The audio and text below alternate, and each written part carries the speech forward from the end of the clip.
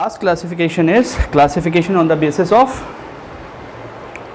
type of particles of dispersed phase, कि भैया disperse phase का पार्टिकल किस तरह का है उसके आधार पर कितना साइज है उसका, पार्टिकल साइज। ठीक है, तो third and last classification is classification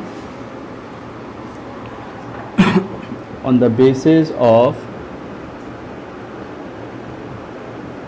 type of particle of disperse phase. Fourth classification I think important है काफ़ी, और यहाँ पे आपको बहुत कुछ सीखने को मिलेगा। देखो तीन कैटेगरीज में डिवाइड करते हैं इसको। पहला आता है मल्टी मॉलिकुलर, मैक्रोमॉलिकुलर और एसोसिएटेड कोलाइड्स। लायोफिलिक लायोफोबिक का तो क्लियर हो गया, फंडा अच्छे से आ गया समझ में बेटा आपको, उसमें कोई डाउट नहीं। ठीक है, तो इसमें फर्स्ट आ जाता है मल्टी मॉलिकुलर कोलाइड्स। देखो as the name suggest, multi मतलब बहुत सारे, ठीक है, बहुत सारे छोटे छोटे एटम्स आपस में जुड़ के कोलाइडल पार्टिकल बना लें, कोलाइडल रेंज का पार्टिकल बना लें, तो उसे हम क्या बोलेंगे, मल्टी मॉलिकुलर। तो हम बोल सकते हैं व्हेन एटम और molecule less than 1 nanometer aggregate together to form a single molecule of colloidal range is called as, that is multimolecular। ठीक है, सो हम बोल सकते हैं व्हेन एन एटम और molecule of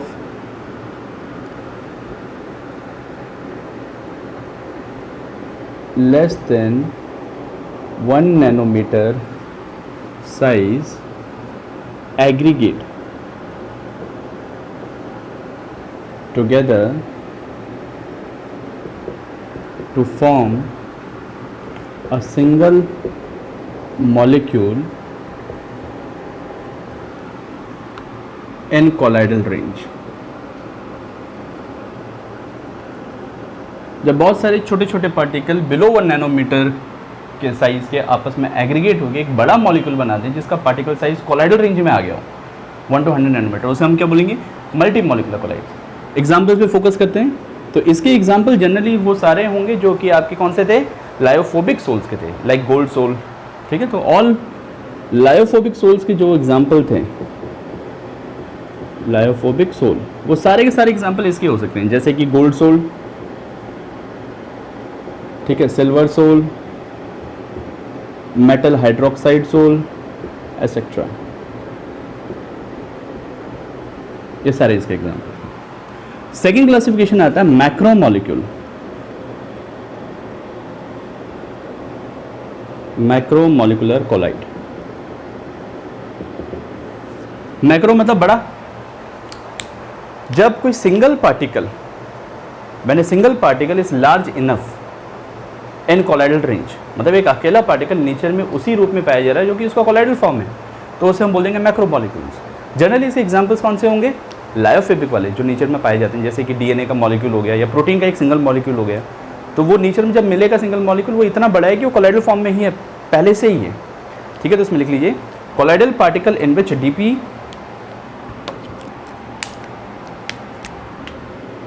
colloidal particle in which disperse phase is a giant molecule। वो एक बड़ा मॉलिक्यूल होगा, ठीक है, having colloidal range। अब colloidal range कितना है बेटा, 1 to 100 नैनोमीटर। ठीक है, अब जो इंट्रैक्शन होता है between macromolecular colloids and solvent, it provide them lyophilic nature. हम बोलते हैं मैक्रोमॉलिक्यूल लायोफिलिक कैसे हो सकते हैं। अच्छा, एक और बात, मल्टी मॉलिकुलर बीच में जो इंट्रैक्शन होगा पार्टिकल्स के बीच में, वो जनरली कौन सा होता है, स्ट्रॉन्ग वंडरवाल फोर्स। यहाँ वंडरवाल फोर्स काम करता है, तो इंटरेक्शन जो है इनमें, interaction is between the particle is van der Waals force. यहाँ पे वंडरवाल फोर्स काम करता है। ठीक है, और अब देखो इसके सारे एग्जांपल लायोफोबिक सोल्स थे, इसके सारे के सारे एग्जांपल होंगे लायोफिलिक सोल्स। ठीक है, तो ये क्वेश्चन कहीं भी पूछ लिया जाता है कि भैया मैक्रोमोलिकुलर कोलाइड्स को आप लायोफिलिक कोलाइड्स में क्यों काउंट कर रहे हो? क्योंकि इनकी जो इंट्रैक्शन है between the particle, DP and DM के बीच का जो पार्टिकल का जो इंट्रैक्शन है वो बेसिकली क्या होगा, वो प्रोवाइड कर रहा है इनको लायोफिलिक नेचर। ठीक है, तो आप यहाँ बोल सकते हो कि interaction between particle provide them lyophilic nature. ठीक है, नेक्स्ट पॉइंट बोल सकते हैं दे show generally large deviation from the ideal nature. जो आइडियल भी है सॉल्यूशंस है, तो आइडियल नॉन आइडियल सॉल्यूशन दो तरह के हो जाएंगे। तो हम बोलेंगे जो कोलाइडल पार्टिकल्स होते हैं उनका जो नेचर होता है, क्या वो आइडियलिटी की तरफ पहुंचेंगे? हम बोलेंगे no, they are very large deviated from the ideal nature. क्यों, ऐसा क्यों होता है? It is generally due to the reason bigger size of the molecules. Size बड़े हैं जिसकी वजह से दे शो लार्ज डेविएशन। तो ये भी लिख लेना पॉइंट इसका,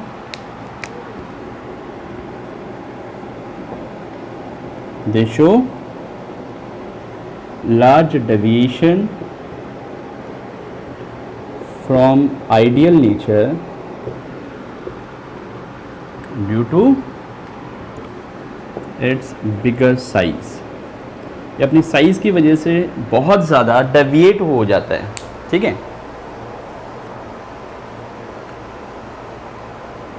अब एक और चीज़ इंपॉर्टेंट, जब हम लोग कोलाइडल मैक्रोमोलिकुलर कोलाइड को किसी मीडियम के अंदर डालते हैं तो बेटा ये जो होता है कोलाइड होता है, कोलाइड्स आर हेट्रोजीनियस, बट ये दोनों तरह का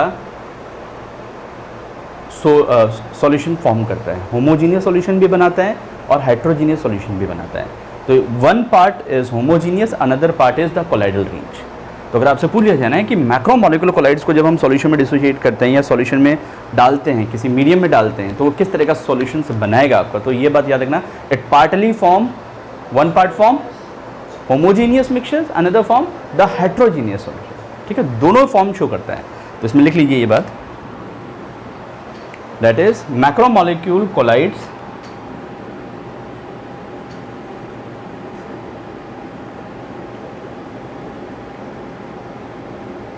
molecule collide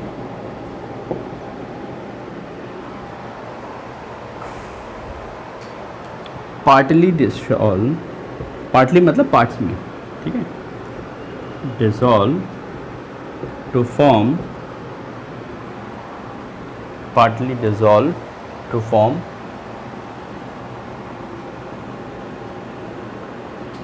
homogeneous solution and heterogeneous colloid. वो होमोजीनियस सॉल्यूशन भी बनाएगा और वो हेट्रोजीनियस कोलाइड भी बनाएगा। ठीक है, दोनों तरह का नेचर शो हो रहा है। जबकि इसकी बात करें मल्टी मॉलिक्यूलर की तो सिर्फ एक ही तरह का नेचर था, दैट इज हेट्रोजीनियस, और हेट्रोजीनियस में क्या था, ये कोलाइड था, सिंपल। लेकिन जहाँ इसकी बात करते हैं तो थोड़ा सा ध्यान रखना पड़ेगा हमको। एग्जाम्पल्स की बात करो बेटा, what are the examples here? और लायोफिलिक, लायोफिलिक में कौन कौन से आ गया बेटा? स्टार्च सॉल्यूशन आ गया, स्टार्च सोल, सोल बोलेंगे हम इसको, और सेलुलोज आ गया, प्रोटीन्स आ गया, रबर आ गया, जेनेटिन आ गया, प्लास्टिक्स आ गया, बायोमोलिक्यूल्स आ गए, ठीक है, पॉलीमर्स आ गए, सारे के सारे, जेलेटिन हो गया, सेलुलोज हो गया, पॉलीमर्स हो गए आपके, रबर्स हो गए, एसेट्रा, ये सारे के सारे क्या होंगे आपके? That is macromolecular colloids. लिख लीजिए। नाउ एक चीज़ आपने एक नोटिस की यहाँ पे कि मल्टी मॉलिकुलर को ध्यान रखना है, जब smaller particle below 1 nanometre aggregate together to form a bigger particle, यही हुआ था ना, मैंने स्मॉलर पार्टिकल, मैंने atoms of molecule less than 1 nanometre aggregate together, मतलब बहुत सारे छोटे छोटे पार्टिकल्स जिसका पार्टिकल साइज 1 नैनोमीटर से छोटा था, वो एग्रीगेट हो गए तो एक कोलाइडल फॉर्म बना गया। इस कोलाइडल फॉर्म को हमने क्या कह दिया? मल्टी मॉलिकुलर, क्योंकि बहुत मल्टी फॉर्म्स में आया। ठीक है, यहाँ पे एक ही पार्टिकल इतना बड़ा था कि वो एक सिंगल जेंट मॉलिक्यूल था नेचर में, और वो इतना इनफ था कि वो कोलाइडल रेंज में था, 1 to 100 नैनोमीटर में था, इसलिए उसको क्या दिया। बट इसकी थोड़ी बातें आपको ध्यान रखनी है। अब आती है सबसे इंपॉर्टेंट चीज़, that is associated colloids, third part. जो काफ़ी ज़्यादा क्वेश्चन लेके जाता है आपका। तो एसोसिएटेड कोलाइड्स को ढंग से पढ़ा। Now we have associated colloids. दूसरा नाम होता है इसका मिसल्स, इसको हम मिसल्स भी कहते हैं। मिसल्स पढ़ा है ना आप लोगों ने? हाँ जी, वही थर्ड कैटेगरी आती है इसमें, एसोसिएटेड कोलाइड्स, या फिर हम इसको मिसल्स भी कहते हैं। ठीक है, डेफिनेशन को ज़रा ध्यान से समझना है। था क्या?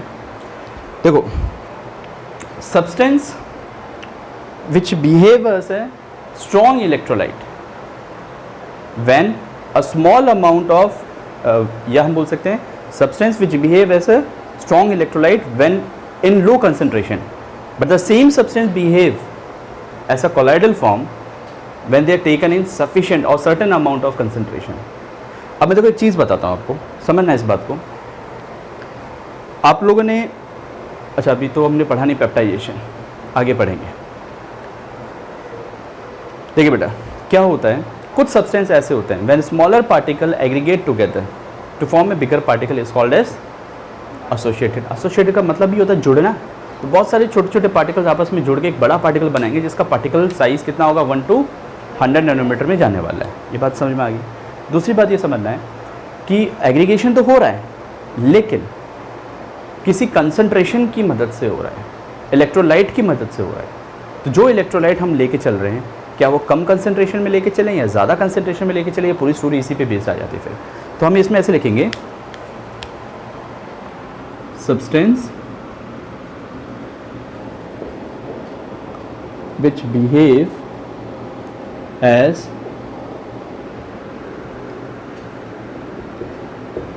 strong electrolyte in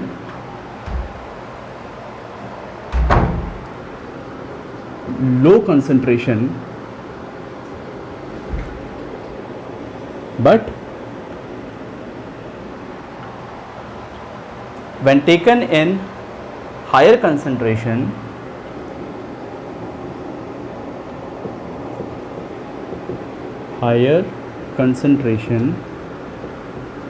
they aggregate to form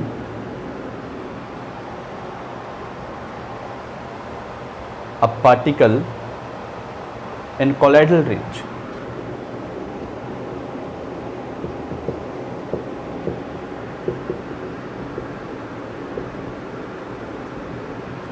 ठीक है, मल्टी मॉलिकुलर और इसमें डिफरेंस क्या है? एसोसिएटेड कोलाइड और मल्टी मॉलिकुलर में डिफरेंस क्या है? वहाँ पे भी छोटे छोटे पार्टिकल्स आपस में एग्रीगेट करते थे, यहाँ पर भी हम लोगों ने क्या किया, छोटे छोटे पार्टिकल बिलो 1 नैनोमीटर के साथ में एग्रीगेट किया। तो दोनों में डिफरेंस क्या है बेटा? यहाँ पर बेटा उनकी इलेक्ट्रोलाइटिक प्रॉपर्टी शो हो रही है, उनकी कंसंट्रेशन बिहेव कर रहा है। वहाँ किसी कंसंट्रेशन पे मतलब नहीं था, किसी भी कंसंट्रेशन में ले लो वो हमेशा एग्रीगेट होते थे।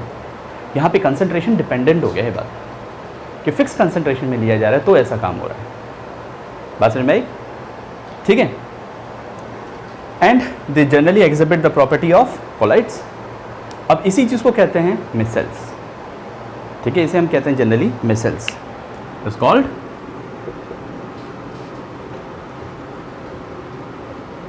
मिसल्स और एसोसिएटेड कोलाइड। कोलाइड के फॉर्म में बोल रहे हो तो ये आपका हो गया एसोसिएटेड कोलाइड। अगर मिसल कह रहे हो तो ये पर्टिकुलर एग्जांपल के फॉर्म में आ गया। फिर एक मिसल के अंदर लगभग 100 मॉलिक्यूल हो सकते हैं। ठीक है, तो इन अ मिसल ये ऐसे बोल सकते हो, ईच मिसल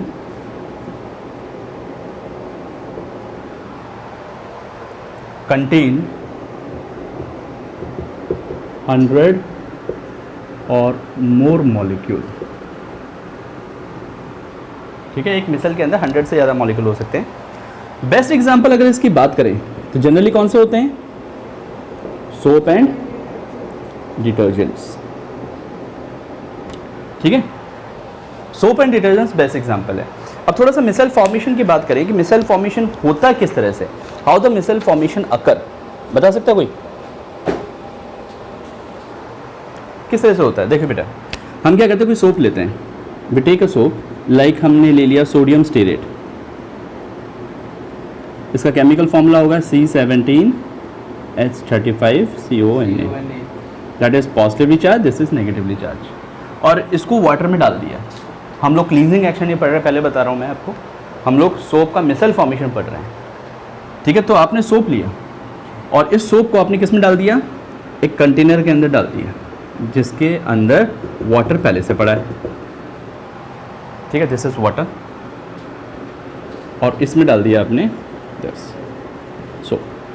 तो क्या होगा, soap has two ends, soap के दो पार्टिकल, दो एंड्स होते हैं, एक होता है हाइड्रोफिलिक, हाइड्रोफिलिक पार्ट होता है, दूसरा कैसा होता है, हाइड्रोफोबिक पार्ट होता है। हाइड्रोफिलिक का मतलब है वाटर लविंग, हाइड्रोफोबिक का मतलब है वाटर हेटिंग, ठीक है। जनरली हाइड्रोफिलिक पार्ट जो होता है वो इसका कौन सा होता है, ऑर्गेनिक पार्ट, सॉरी ये पोलर पार्ट, ठीक है। Polar part is hydrophilic and non polar part is generally, तो ये पोलर पार्ट होता है और ये इसका नॉन पोलर पार्ट होता है, मतलब हाइड्रोकार्बन चेन होती है, हाइड्रोकार्बन चेन, ठीक है। अब अगर एक सोप मॉलिक्यूल की बात करूं तो सोप मॉलिक्यूल में इस तरह से बात करते हैं, तो ये वाला जो पार्ट है that is head, this is part is tail. तो जो हेड है वो तो बेटा क्या होगा, फिलिक होगा, वो फिलिक होगा, वाटर के प्रति अट्रैक्ट करेगा, इसमें CO नेगेटिव Na पॉजिटिव है, polar attract towards the polar. और जो टेल है इसकी, क्यों ना मैं इसको ऐसे बनाऊं थोड़ा सा इस तरह से, तो ये हो गया Na पॉजिटिव CO नेगेटिव और ये बन गया C17H35, ठीक है। तो समझ में आ गया होगा आपको आई थिंक। तो ये वाला जो पार्ट है दैट इज हाइड्रोफिलिक और जो टेल पार्ट है that is long chain hydrocarbon that is hydrophobic. बात समझ में आई। अगर वाटर की बात करें तो जो हेड है वो वाटर की तरफ अट्रैक्टेड होगा और जो टेल है वाटर से दूर भागेगा, हो गए।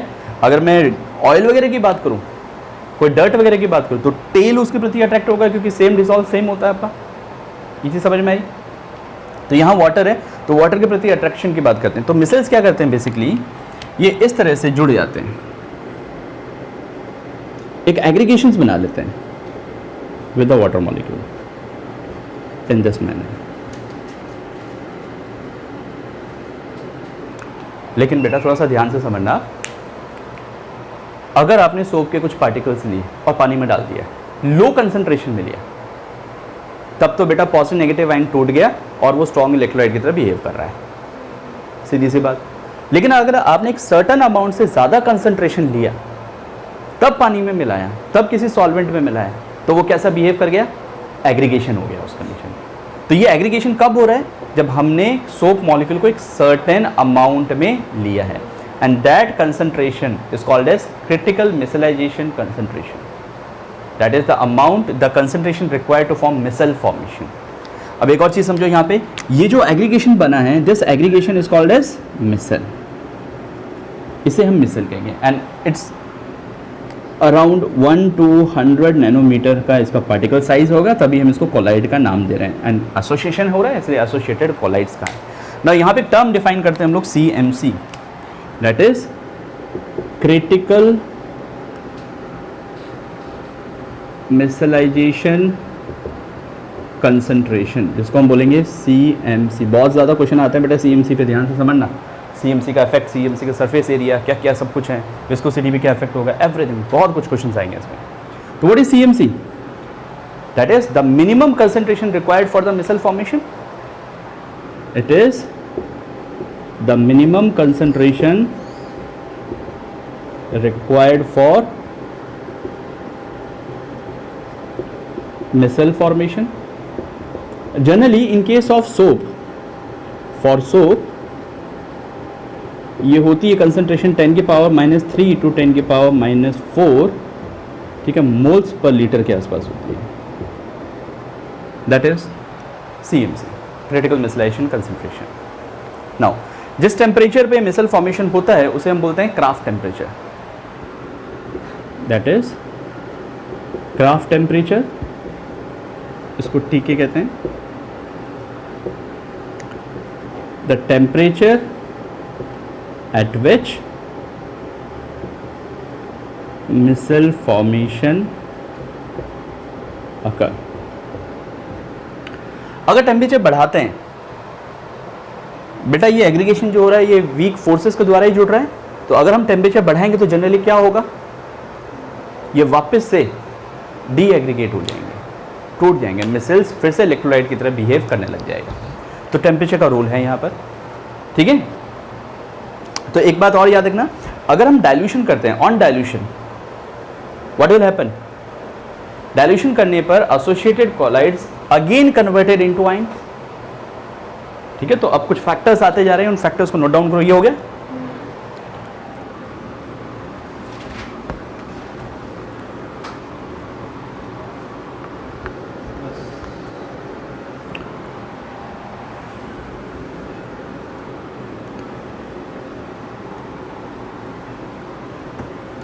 नाउ डाइल्यूशन पे बात करते हैं। ऑन डाइल्यूशन क्या होगा बेटा, on dilution associated collides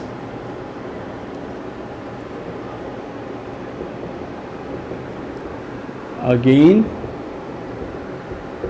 converted to its ions, वो अपने आयंस में बदल जाते हैं, ठीक है। फर्स्ट पॉइंट तो ये हो गया। सेकेंड पॉइंट की तरफ बात करते हैं। ये जो मिसल्स मॉलिक्यूल्स होते हैं, this is the only property which decide the surfactancy and the detergency of the soap and detergents, ठीक है। तो यहाँ पे लिख सकते हैं micelle formation is responsible for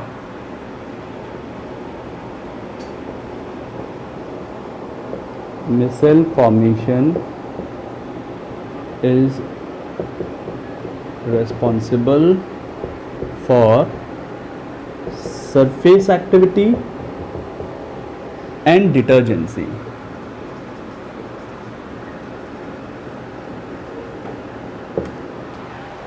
ठीक है। हम जनरली कहते हैं कि lesser the CMC value of surfactant. Surfactant क्या होता है, पहले तो ये बात करें, व्हाट इज सर्फेक्टेंट, एक अलग से टर्म लो, सर्फेक्टेंट्स। बार बार इस वर्ड का नाम सुनते रहते हो आप लोग और ये कंफ्यूज करता है आप लोगों को। बताइए व्हाट इज सर्फेक्टेंट। नहीं लिखो इसमें, substance which possess surface activity, substance which pauses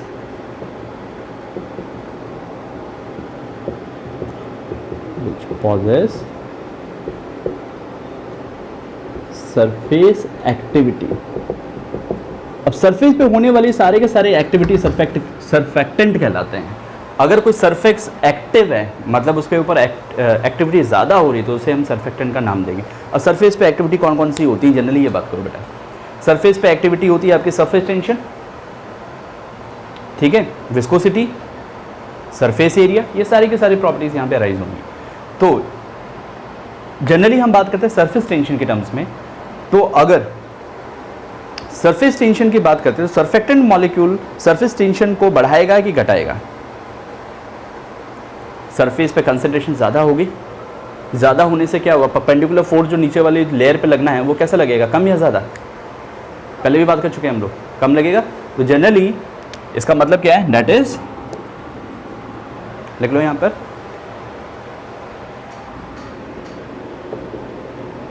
property to lower the surface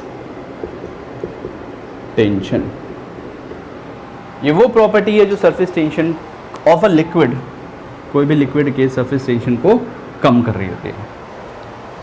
या फिर हम ये बोल सकते हैं, it is the tendency to increase the surface area और to increase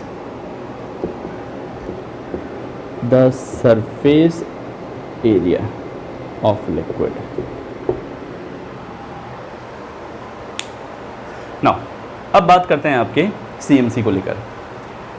now CMC value surface activity पे डिपेंड करते हैं, ठीक है। जितना ज़्यादा सीएमसी होगा उतना ही ज़्यादा उतनी ही कम उसकी सरफेस एक्टिविटी होगी। मतलब क्रिटिकल मिसलाइजेशन कंसंट्रेशन जो होती है, it is inversely proportional to surface activity. Surface activity और ये भी कह सकते हैं कि सरफेस की एक्टिविटी की वजह से ही डिटर्जेंसी होती है, तो it is inversely proportional to detergency also. तो हम यहाँ पे एक स्टेटमेंट कह सकते हैं बेटा कि lower the CMC of surfactant more its surface activity and detergency. Lower जितना कम होगा सीएमसी उतना ही ज़्यादा सरफेस एक्टिविटी एंड डिटर्जेंसी होगा। तो ये बात कही जा सकती है कि lower the value of CMC higher its, या सीएमसी किसकी बात हो रही है? Critical micellization concentration of surfactant की, of surfactant higher the value या more its surface activity and detergency. ठीक है, नेक्स्ट पॉइंट, मिसल्स का जो नेचर होता है it generally depends on HLB parameters. Now what is HLB? H is hydrophilic, then L is lipophilic nature। ठीक है, तो ये बात ध्यान रखेंगे, या एक ये बैलेंस होता है, हाइड्रोफिलिक और लिपोफिलिक बैलेंस इस बात पे डिपेंड करता है। हाइड्रो मतलब वाटर के प्रति, लिपोफिलिक मतलब लिपिड के प्रति। तो वाटर और लिपिड का जो बैलेंस है वो सर्फेक्टेंट या सर्फेक्टेंसी को डिपेंड करवाता है। ठीक है, ये लिखिए।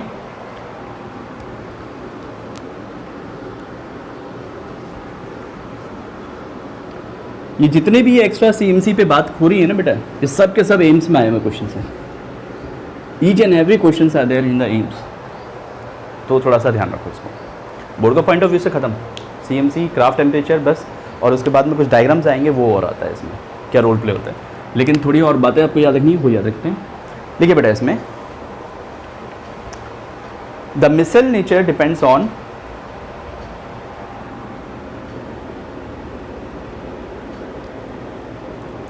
the missile nature depends on HLB of surfactant। Now what is HLB? HLB क्या था? Hydrophilic, lipophilic balance.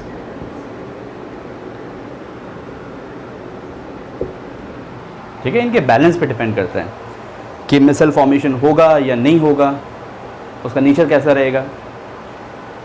हम एक बात कहते हैं, मोर द हाइड्रोफोबिक नेचर। अच्छा, हाइड्रोफोबिक नेचर और सीएमसी पे क्या रिलेशन होगा? जरा सोचो एक बात, सोप मॉलिक्यूल के दो पार्ट्स थे, इनवर्सली होगा। क्यों? बिल्कुल बात सही। जितना ज़्यादा हाइड्रोफोबिक नेचर होगा उतना ही कम मिसेल का फॉर्मेशन होगा। ठीक है, लेसर द मिसेल फॉर्मेशन। और अगर मिसेल फॉर्मेशन कम होगा तो उसकी क्रिटिकल मिसलेशन कंसंट्रेशन भी तो कम होगी। ठीक है, तो ये बात ध्यान रखना, इंपॉर्टेंट है पॉइंट। लिखो इसमें, more the hydrophobic nature, more the hydrophobic nature, lesser its CMC in aqueous solution। किसी भी aqueous solution में बात की जाए तो आप मुझे बताना, जैसे कि मैं बोलता हूँ, एक क्वेश्चन ले लेते हैं, CMC ऑफ CH3CH2, यहाँ N डाल देता हूँ। ठीक है, SO4Na, ये कोई मैंने क्या लिया है? डिटर्जेंट लिया। ठीक है, और दूसरी तरफ डाल दिया CMC ऑफ CH3CH2N2, इसको N1 बोल देता हूँ, इसको N2 बोल देता हूँ, SO4 पॉजिटिव। ठीक है, दो केसेस हैं, और ये कह देता हूँ कि N1 is greater than N2, N1 की वैल्यू ज़्यादा है N2 से। ठीक है, तो बताइए बेटा किसका CMC ज़्यादा और किसका CMC कम है? हमने क्या कहा था अभी? More the hydrophobic nature, hydrophobic मतलब वो तेज, लेसर इट CMC, यही का है। तो हाइड्रोफोबिक पार्ट तो ये है बेटा, हाइड्रोफिलिक पार्ट तो ये होगा पॉजिटिव नेगेटिव, जहाँ फोल्स हो गया तो N1 की वैल्यू ज़्यादा है, मतलब हाइड्रोफोबिक पार्ट इसमें ज़्यादा है, तो CMC वैल्यू इसकी कम होगी। ठीक है, तो किसकी CMC ज़्यादा होगी? समझ में आ गई? कंसेप्ट क्लियर है? दूसरी बात, अगर लीनियर और ब्रांच में बात की जाए, लीनियर और ब्रांच हाइड्रोफोबिक चेन्स की बात की जाए, तो याद रखना लीनियर चेन्स जो होते हैं has a lower CMC value than branch chain. अब ये तो लीनियर थे, लेकिन अगर लीनियर और ब्रांच में कंपैरिजन किया जाए तो ये बात ध्यान रखना है। तो CMC of linear chain is lower than that of branched hydrophobic chain। Next point बात करते हैं हम लोग। अच्छा, मिसाइल्स पे चार्ज कैसा हो सकता है? What is the charge on missiles?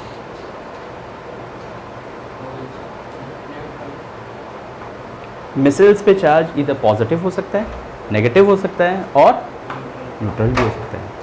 बात समझ में आई? वो डिपेंड करेगा। देखो यहाँ पर हम बात करते हैं डिटर्जेंट्स भी 3 टाइप के होते हैं, जैसे सर्फेक्टेंट की बात करें तो कटायनिक सर्फेक्टेंट, अनायनिक सर्फेक्टेंट और नॉन आयनिक सर्फेक्टेंट। तो depending upon the charge we are deciding. ठीक है, तो यहाँ पर याद रखना मिसाइल्स पे चार्ज के वजह से, डिपेंडेंसी की वजह से, तो वो कुछ भी हो सकता है। So, next factor is conductivity.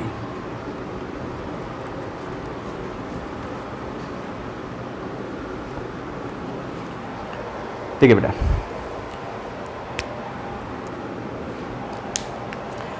Conductivity की बात करें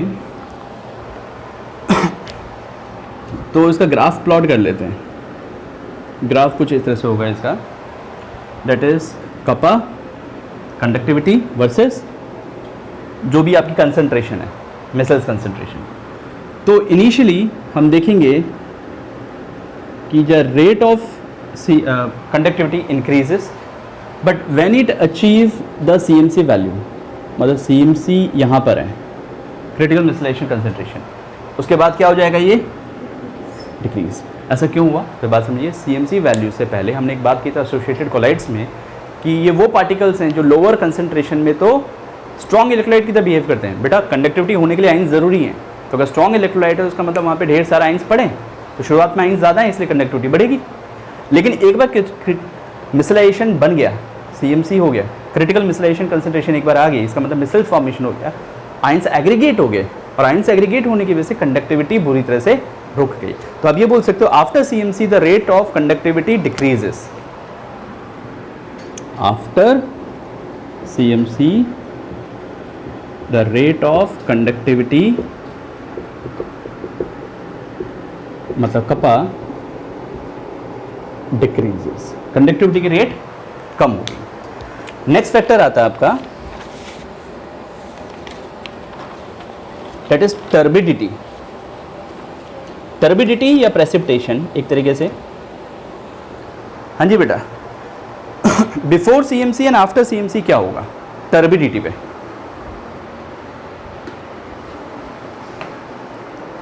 हाँ जी,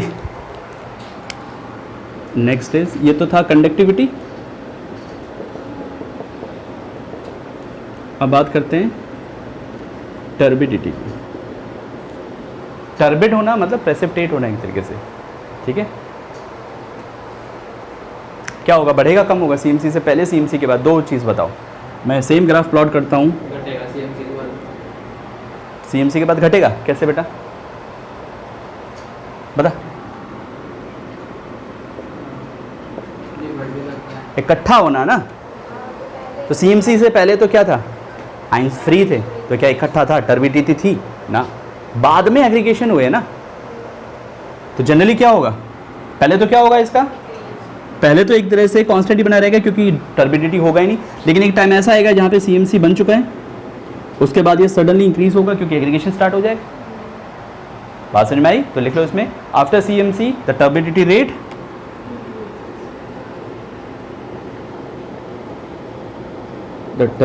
rate increases. Now surface tension की बात करते हैं बेटा। सरफेस टेंशन नेक्स्ट फैक्टर लिख लेते हैं, सरफेस टेंशन, और इसका भी ग्राफिकल रिप्रेजेंटेशन ही करते हैं। एक तरफ सरफेस टेंशन रखते हैं, एक तरफ CMC रखते हैं। बिफोर क्या होगा, बाद में क्या होगा?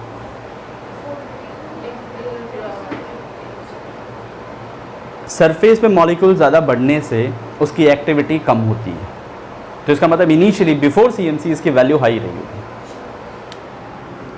कुछ ना कुछ वैल्यू हाई थी, लेकिन आफ्टर CMC ये और भी ज़्यादा डिक्रीज हो गई। ठीक है, तो after CMC surface tension show sharp decrease.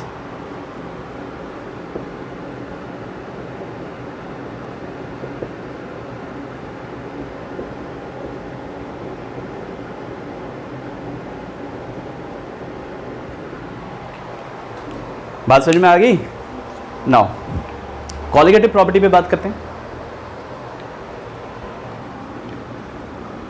Colligative property, एक चीज बताओ आप मुझे, कॉलिगेटिव प्रॉपर्टी की अगर बात होती है तो कॉलिगेटिव प्रॉपर्टी हमने सॉल्यूशन में पढ़ा है कि it is generally inversely proportional to molar masses, directly proportional to the number of particles per unit volume, यही था ना? तो बिलो CMC कॉलिगेटिव प्रॉपर्टीज, कौन सी कॉलिगेटिव प्रॉपर्टी के बारे में बात कर रहे हैं हम? Osmotic pressure. ठीक है, below CMC colligative property like osmotic pressure जो होता है वो ज़्यादा होगी। क्यों? क्योंकि वो बिल्कुल आइंस ज़्यादा दे रहा है। लेकिन after CMC there is no particle, क्योंकि एग्रीगेशन हो गया। ठीक है, and get aggregated, this show slower decrease in the osmotic pressure. तो ऑस्मोटिक प्रेशर के साथ में अगर ग्राफ प्लॉट किया जाए तो किस तरह से बिहेव करेगा आपका osmotic pressure versus colligative property? बताइए बेटा किस तरह से होगा? इनिशियली तो बिफोर CMC आइंस का नंबर ज़्यादा है, कॉलिगेटिव प्रॉपर्टी शो करेगा number of particles in the solution ज़्यादा थे, इसीलिए तो इंक्रीज होगा। लेकिन आफ्टर सम टाइम जब CMC बन जाएगा, जब एग्रीगेशन स्टार्ट हो जाएगा, उसके बाद क्या होगा? उसके बाद number of ions suddenly decrease हो जाएंगे और हम बोलेंगे कि कॉलिगेटिव प्रॉपर्टी बिल्कुल कांस्टेंट ही हो जाएगी एक तरीके से। ठीक है, तो ये बात याद रखना कि below CMC critical micellization concentration से below colligative property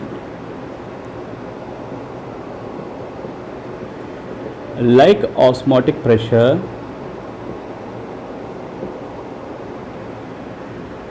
show larger value, but after CMC के बाद में क्या हो जाएगा? there is after CMC हम बोलेंगे कि particles get aggregated, particles get aggregated and slower rate and osmotic pressure will see। ठीक है, लास्ट फैक्टर CMC की बात की हमने इतने सारी चीज़ों पे, बहुत सारे फैक्टर्स पढ़ लिए, इसके टर्बिडिटी पढ़ लिए, सरफेस टेंशन पढ़ लिया। तो बेटा दिमाग में बस एक बात याद रखना, नंबर ऑफ आइंस पहले, नंबर ऑफ आइंस बाद में, और उसके कारण होने वाली प्रॉपर्टीज। क्या एक्सोथर्मिक है, एंडोथर्मिक है?